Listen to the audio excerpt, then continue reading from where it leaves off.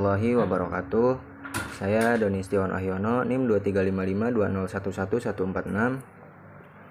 Saya Restu Alvina Rahayu, NIM 235520111164.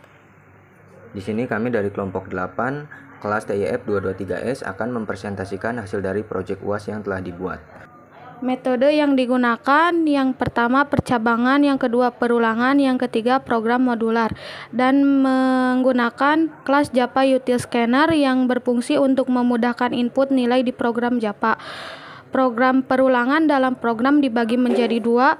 Yang pertama counted loop, yaitu perulangan yang jumlah pengulangannya terhitung atau tentu. Yang kedua uncounted loop, yaitu perulangan yang jumlah pengulangannya tidak terhitung atau tidak tentu seperti perulangan while dan do while. Ketika program pertama kali dijalankan, maka akan menjalankan metode kelas static void main yang isinya berisi pendeklarasian kategori sebagai integer, kemudian pendeklarasian penggunaan scanner. Di sini juga digunakan perulangan while yang berfungsi untuk melakukan perulangan ketika program selesai menjalankan transaksi. Jadi, jika kode program bersifat true, dia akan melakukan perulangan. Dalam while berisi output tampilan kategori.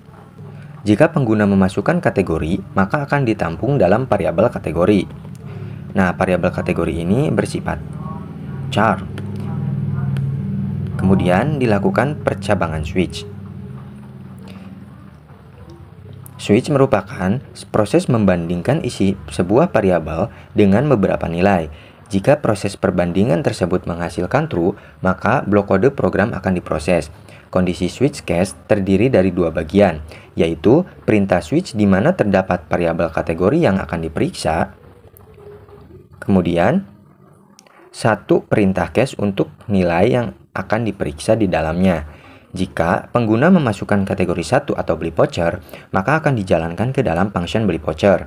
Jika kondisi pengguna memasukkan kategori 2 atau pasang WiFi, maka akan dijalankan ke dalam function pasang WiFi. Kemudian, kondisi jika memasukkan kategori 3, maka akan menghentikan program.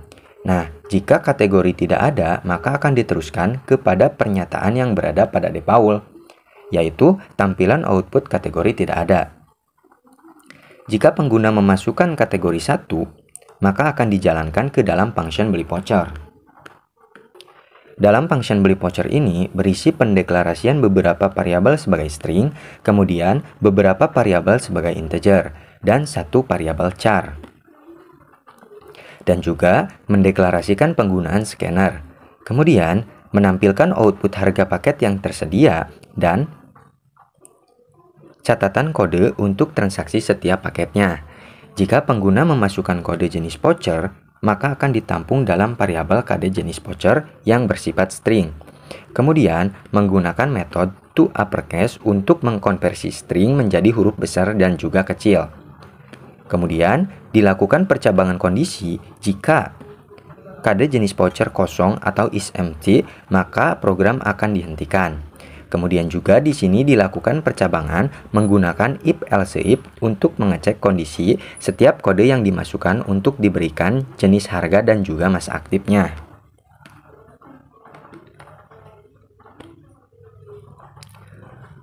Menggunakan metode equals. Jadi metode equal ini merupakan proses membandingkan dua string dan mengembalikan nilai true jika stringnya sama dan false jika tidak. Jika kode jenis voucher bersifat false atau else, maka akan diberikan variabel bersifat string, yaitu keterangan salah. Kemudian, dijalankan percabangan variabel keterangan dalam metode equals. Jika benar, maka akan melanjutkan ke dalam metode pembayaran. Kebetulan, untuk metode pembayaran baru ada cash. Nah, mungkin nanti ke depannya itu ada seperti pembayaran transfer dan juga kredit. Dan untuk sekarang baru ada metode pembayaran yaitu cash. Jadi, pengguna memasukkan jenis pembayaran yang ditampung dalam variabel jenis bayar yang bersifat char. Kemudian, dijalankan percabangan if untuk variabel jenis bayar. Jika dia memilih cash, maka program akan menampilkan output tampilan harga dan juga memberikan inputan kepada pengguna untuk memasukkan uang customer. Kemudian, dibuat variabel kembalian yang bersifat integer untuk menampung dari variabel uang customer dikurangi dari si harga voucher. Nah, kemudian di sini jika jenis bayarnya itu bersifat else atau false, maka dia akan mendapatkan status belum bayar. Kemudian dilakukan percabangan jika statusnya itu bersifat bayar, maka akan dilarikan ke dalam voucher pengguna. Dalam voucher pengguna ini,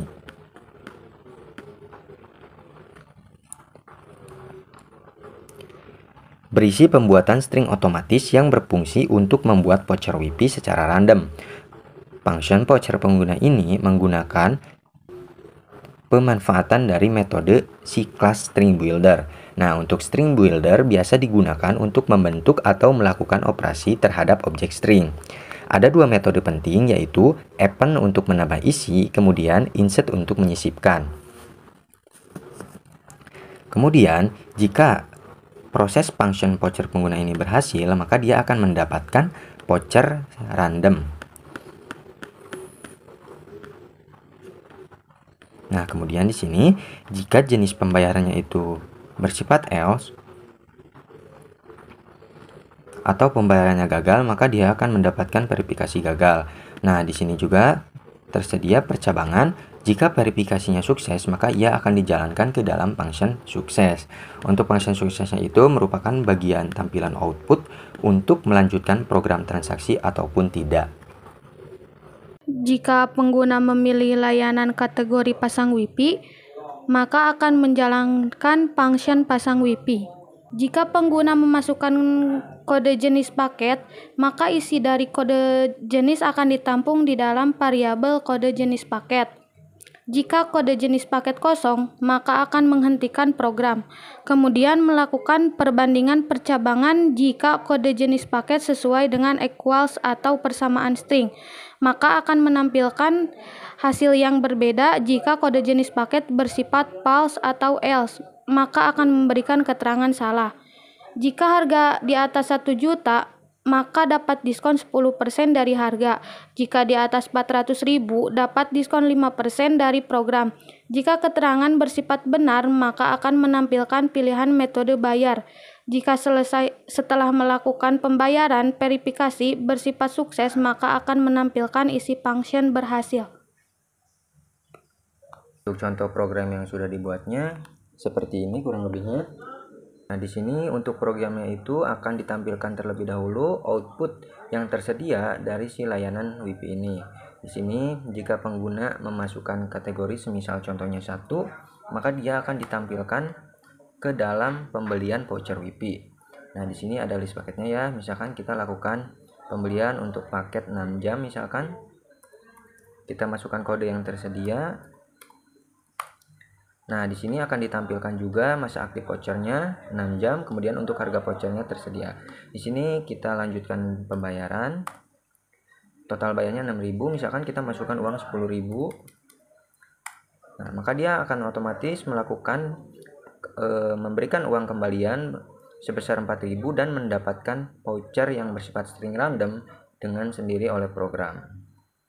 Nah, di sini pembelian voucher berhasil. Kemudian jika ingin melanjutkan transaksi, di sini kita misalkan pilih yes, y.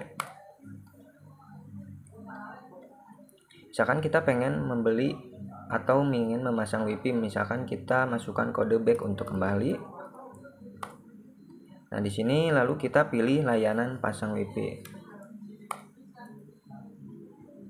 Misal kita akan membeli paket yang 20 Mbps menggunakan kode yang tersedia.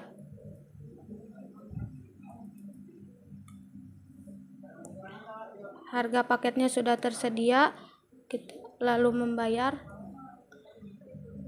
dan ada total bayarnya 300.000.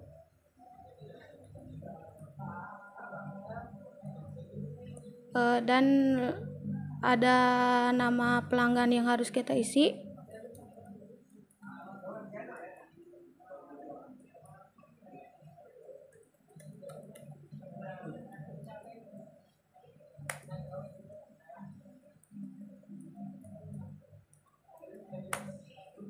dan pembelian paket WiFi berhasil dan ditunggu untuk memasang. Oke, mungkin untuk presentasi program UAS kali ini dari kelompok 8 cukup sekian. Mohon maaf atas segala kekurangannya. Wassalamualaikum warahmatullahi wabarakatuh.